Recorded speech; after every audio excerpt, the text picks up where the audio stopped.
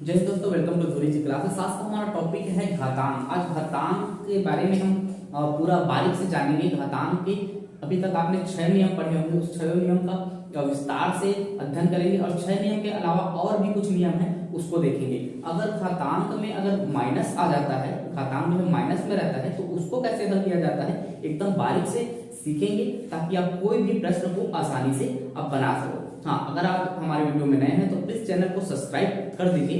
तो आइए वीडियो को स्टार्ट करते हैं।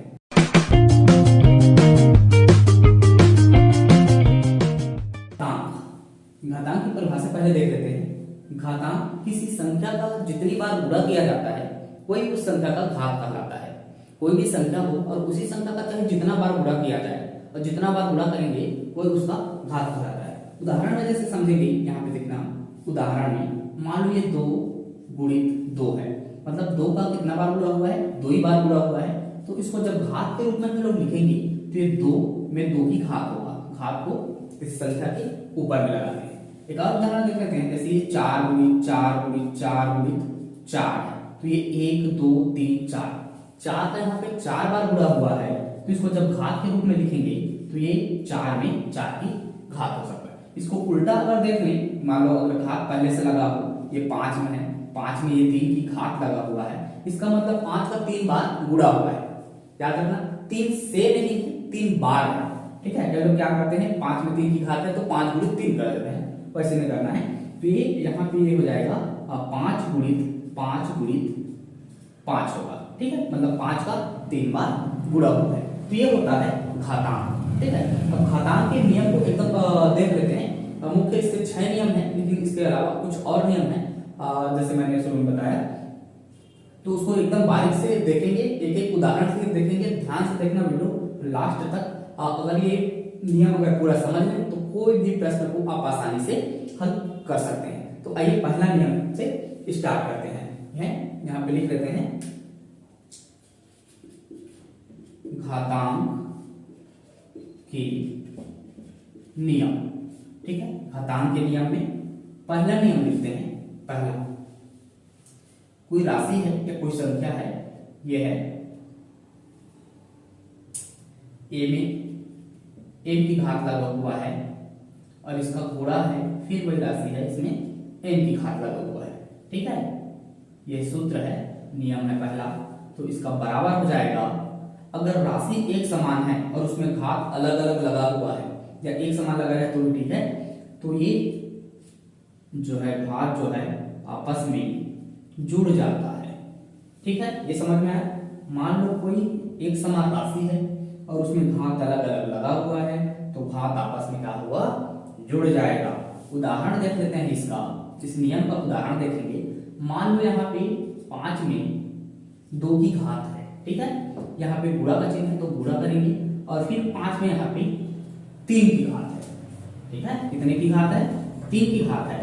देखो, राशि एक समान है, घात अलग अलग है, अलग अलग रहेगी, एक समान है तो भी ठीक है, जैसा भी रहे, घात जो है आपस में क्या होगा, जुड़ जाएगा। तो ये बराबर हो जाएगा 5 में ये हो जाएगा 2 धन 3, मतलब 2 धन 3 की घात, तो बराबर कितना हो जाएगा, मतलब 5 में टोटल 5 की घात। अब जिसको इसको गुणनखंड में और तोड़ेंगे, इसको गुणन में तोड़ेंगे तो 5 की घात है, इसका मतलब 5 बार इसका क्या कर देंगे, गुणा कर देंगे।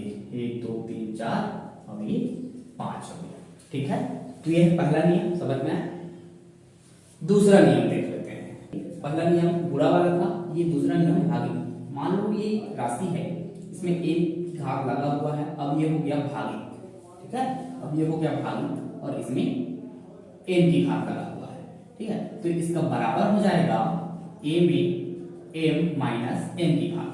यहाँ पर गुणा था तो घात आपस में जुड़ता था, यहाँ पे भागित हो गया है, राशि एक समान है तो घात क्या होगा, आपस में घटेगा। ठीक है, इसका उदाहरण एक या करके, और इसी सूत्र को ऐसा भी लिख सकते हैं। देखना, जैसे भागित है तो भागित को बटा के रूप में लिखते हैं, तो इसको ऐसा भी लिख सकते हैं, a में n की घात बटा a में n की घात। तो कंफ्यूज नहीं होना है, दोनों एक ही चीज है, और ये हो जाएगा m माइनस n। ठीक है, ये ऐसा हो गया। ठीक है, उदाहरण देख लेते हैं इसका। उदाहरण देखेंगे, मान लो कोई सी भी संख्या ले लेते हैं। मान लो यहाँ पे 4 ले लिए, 4 में 3 की घात है, और फिर या ऐसे भागित कर सकते हैं, भागित, और फिर 4 में 2 की घात है। ठीक है, 4 में कितने की घात है? 2 की घात है। तो बराबर ये होगा, घात आपस में क्या होगा? घटेगा। तो ये 4 में 3 माइनस 2 की घात हो जाएगा, 3 माइनस 2 की घात, ऐसा। तो बराबर इसका होगा 4 में, इसका मतलब 3 में से अगर 2 जाएगा तो इसमें 1 की घात होगा, और 1 की घात होगा, इसका मतलब मान जो त्यों रहता है। तो ये हो गया हमारा दूसरा नियम। ठीक है, तीसरा नियम है नियम तीसरा, यदि कोई राशि है ऐसा और इसमें m की घात लगा हुआ है और ब्रैकेट है, और इसके बाहर में और एक घात लगा हुआ है, मतलब घात के ऊपर में और एक घात लगा हुआ है, तो ब्रैकेट का मतलब ही गुणा होता है। ब्रैकेट जैसे ही ओपन करते हैं कोई भी संख्या में तो गुणा होता है। तो यहाँ घात के बाहर में फिर घात लगा हुआ है, तो ब्रैकेट को जब ओपन करेंगे तो घात का गुणा हो जाएगा। ठीक है, घात का क्या होगा? आपस में गुणा हो जाता है। तो ये राशि ऐसा है a, तो ये m गुणा n हो जाएगा, ये हो जाएगा इसका सूत्र। तीसरा नियम है ये। उदाहरण देख लेते हैं इसका भी। उदाहरण देखेंगे तो मान लो कोई सा भी अपना मन से संख्या सोच सकते हैं। यहाँ पे 6 लिखा हुआ है, यहाँ पे 2 की घात लगा हुआ है और ये ब्रैकेट में, और बाहर में है मान लो यहाँ पे 3 की घात है। ठीक है, एक उदाहरण देख रहे हैं। तो जब इसको हल करेंगे तो ये 6 होगा और ये घात का आपस में गुणा हो जाएगा, तो 2 गुणित 3 हो जाएगा। ठीक है, 2 गुणित 3 हो गया। इसका मतलब क्या होगा? जब इसको आगे हल करेंगे 2 गुणित 3, तो 6 में 2 दिया, 6, इसका मतलब 6 में 6 की घात हो जाएगा। क्या होगा? 6 में 6 की घात। अब इसको जब तोड़ेंगे तो 6 गुणित 6 गुणित, इसको 6 बार क्या कर देंगे? लिख देंगे। तो ये 1 2 3 4 5, ये 6। ठीक है, और आगे हल कर देंगे, सबका फिर गुणा कर देंगे तो परफेक्ट हो जाएगा।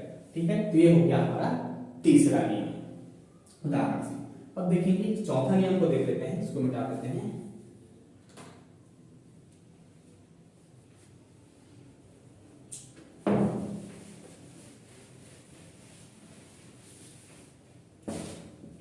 देखेंगे नियम चौथा नियम है, मान लो ये a बटा b के रूप में है। ये क्या है? परिमेय संख्या है, और इसमें m की घात लगा हुआ है। ठीक है, ये बटा के रूप में है। आप भिन्न संख्या भी कर सकते हैं या परिमेय संख्या, दोनों एक ही चीज होता है, जो बटा के रूप में होता है। ठीक है, तो अभी कोष्टक में है और बाहर में m की घात लगा हुआ है, तो घात जो रहता है ये अंश और हर दोनों के लिए रहता है। ठीक है, तो ब्रैकेट को जब ओपन करेंगे तो a में m की घात होगा और b में भी m की घात होगा, ऐसे ये टूट जाता है। उदाहरण देखना, इसका उदाहरण देखेंगे। मान लो कोई संख्या ले लेते हैं यहाँ पे 5/4, और इसमें 2 की घात लगा हुआ है। ठीक है, 5/4 है, इसमें 2 की घात लगा हुआ है, तो बराबर हो जाएगा, मतलब ये जो घात रहेगा ये 5 के लिए भी रहेगा और ये 4 के लिए भी रहेगा। तो ब्रैकेट को ओपन करेंगे तो ये 5 में 2 की घात हो जाएगा, बटा 4 में भी 2 की घात हो जाएगा। जब इसको और आगे हल करेंगे तो 5 में 2 की घात है, इसका मतलब 5 का 2 बार गुणा करना है, और नीचे में 4 में 2 की घात है तो 4 में भी, और इसको आगे हल करेंगे तो ये ऊपर में 25 हो जाता है और ये 16 हो जाता है। आगे यहाँ पे और जब आगे हल करेंगे तो जहां तक कटता है कटाते भी हैं, नहीं कटता तो छोड़ देते हैं। ठीक है, तो ये नियम याद रखिए। अब इसके बाद देखेंगे नियम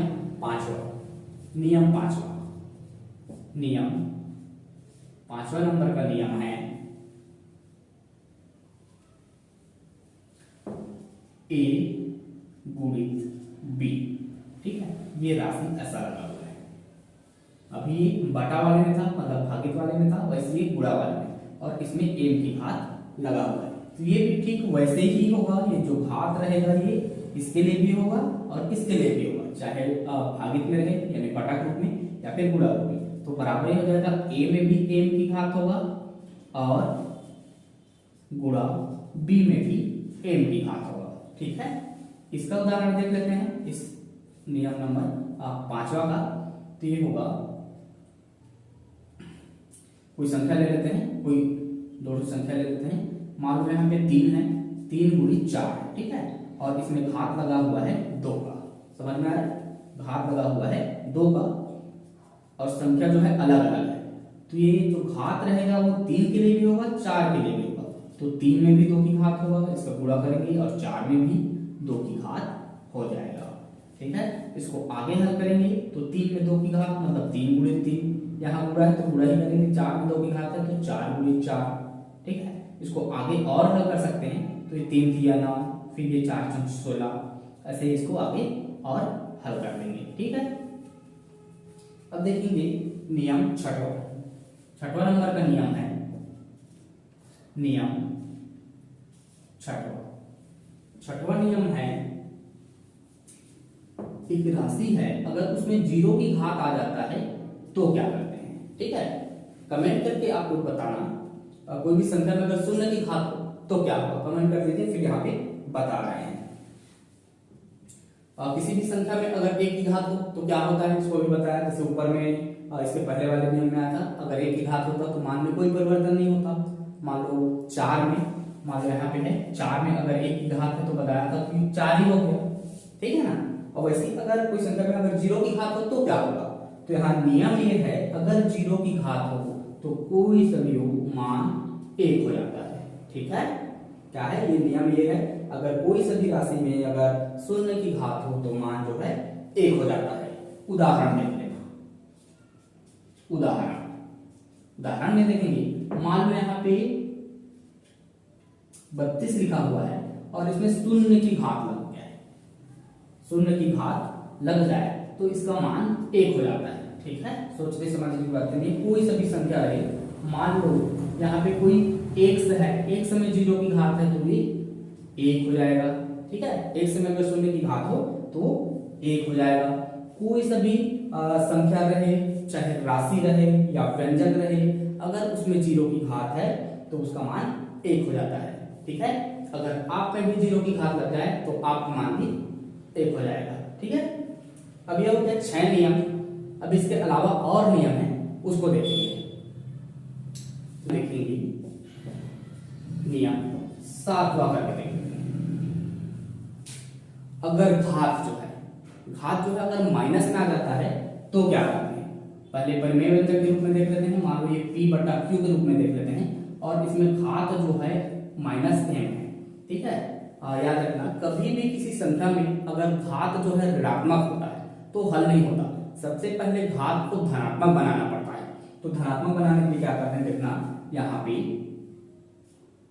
ये घात ऋणात्मक में रहेगा तो ये हल नहीं होगा, तो ये अंश और हर को आपस में क्या करते हैं, पलट देते हैं, और जो माइनस है वो धनात्मक में चेंज हो जाता है, मतलब माइनस जो है पॉजिटिव में चेंज हो जाता है। तो यहाँ पे इस को धनात्मक करने के लिए p और q को आपस में क्या करेंगे, पलट देंगे। तो p/q है उसको लिखेंगे q/p। तो ये जो घात है ये घात क्या होगा, धनात्मक हो जाएगा, मतलब इसका व्युत्क्रम हो जाता है। व्युत्क्रम मतलब कोई भी परिमेय संख्या है, गंभीर संख्या, तो उसके अंश और हर आपस में पलट जाते हैं, उसको कहते हैं व्युत्क्रम। क्या कहते हैं, व्युत्क्रम। ठीक है, ये व्युत्क्रम हो गया है ये। ठीक है, इसका उदाहरण देख लेते हैं, उदाहरण। ठीक है, उदाहरण मान लो यहाँ पे 5/6 है और इसमें -3 की घात लगा हुआ है। तो भी मैंने बताया अगर घात में माइनस है तो हल नहीं होगा, सबसे पहले घात को धनात्मक बनाना पड़ता है। तो धनात्मक बनाने के लिए क्या करेंगे, जैसे ही नियम है तो अंश और हर को आपस में क्या करेंगे, बदल देंगे, उसका 5/6 का व्युत्क्रम कर देंगे। व्युत्क्रम मतलब अंश और हर आपस में बदल जाएगा, तो ये हो जाएगा 6/5। 6/5 होगा और ये जो घात है ये धनात्मक हो जाएगा, ऋण जो है हट जाएगा। अब यहाँ से जिसको इसके पहले वाले नियम में देखे थे, अब इसको हल कर सकते हैं। क्यों, कैसे, अब ये दोनों के लिए हो जाएगा। ठीक है, आगे हल करेंगे तो ये 6 के लिए भी हो जाएगा और 5 के लिए भी हो जाएगा। फिर आगे हल करेंगे, सर यहाँ 3 आएगा, 6 गुणित 6 गुणित 6, फिर 5 गुणित 5 गुणित 5। ठीक है, इसको आगे गुणा करके कटा दे सकते हैं। तो ये हो गया 7वां नियम। इसी नियम को एक और अगर मान लो अगर परिमेय संख्या में ना हो तो कैसे करेंगे, एक नियम के रूप में और देख लेते हैं। नियम 8वां, 8वां करके देख लेते हैं, है यही चीज। ठीक है, मान लो यहाँ पे कोई राशि है और इसमें माइनस की घात लगा हुआ है। ठीक है, तो क्या करेंगे, यहाँ पे बटा था, इसको पलट दिए। यहाँ ये भी वही प्रश्न है, इसमें बटा नहीं है, तो कोई भी संख्या में अगर बटा नीचे में नहीं रहता तो उसका व्युत्क्रम कैसे निकालते हैं। तो बटा नहीं है इसका मतलब नीचे में एक रहता है। ठीक है, तो नीचे में एक है तो एक जो है ऊपर चला जाएगा।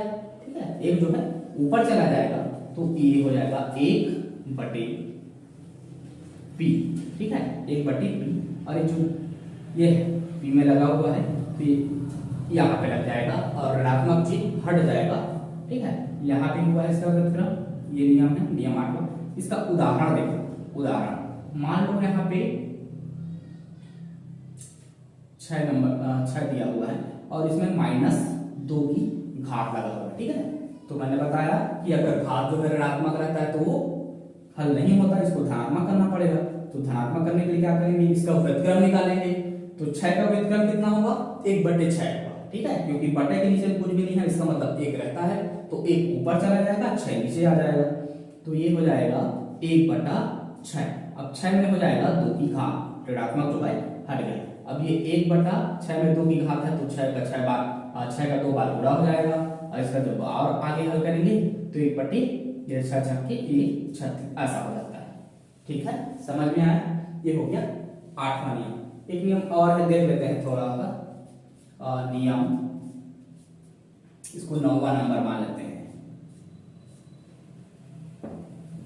9वां नंबर का नियम है, मान लीजिए संख्या ऋणात्मक है और इसमें सम संख्या की घात लगा हुआ है, -1 है, -1 है।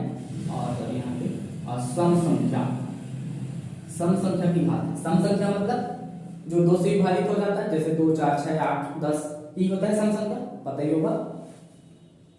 तो ये सम संख्या की घात हो तो इसका मान जो है हमेशा धनात्मक में होता है और इसका मान 1 आता है। ठीक है, ये है नियम नंबर,